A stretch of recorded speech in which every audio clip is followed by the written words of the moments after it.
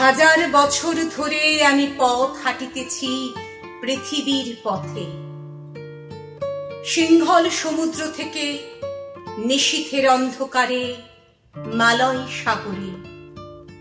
অনেক ঘুরেছি আমি বিম্বিসার অশোকের ধূসর জগতে, সেখানে ছিলাম আমি আরো দূর অন্ধকারে বিদর্ভ নগরে। আমি ক্লান্ত প্রাণ এক, চারিদিকে জীবনের সমুদ্র সফেন।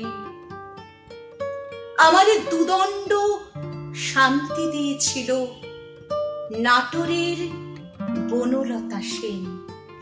চুল তার কবেকার অন্ধকার বিদিশার নিশা, মুখ তার সাবস্ত্রীর কারুকার্য।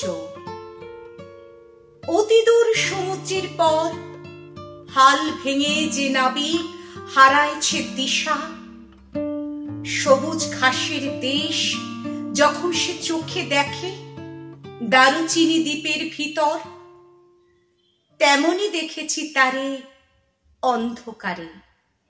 বলেছে সে, এতদিন কোথায় ছিলেন?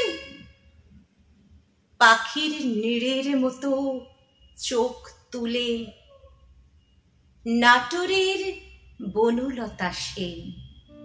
সমস্ত দিনের শেষে শিশিরের শব্দের মতন সন্ধ্যা আসে, ডানার রৌদ্রের গন্ধ মুছে ফেলে চির। পৃথিবীর সব রং নিভে গেলে পাণ্ডুলিপি করে আয়োজন।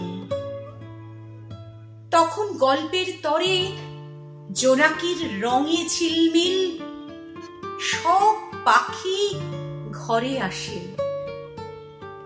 সব নদী ফুরায় এ জীবনের সব লেনদেন, থাকে শুধু অন্ধকার মুখোমুখি বসিবার বনলতা সেন।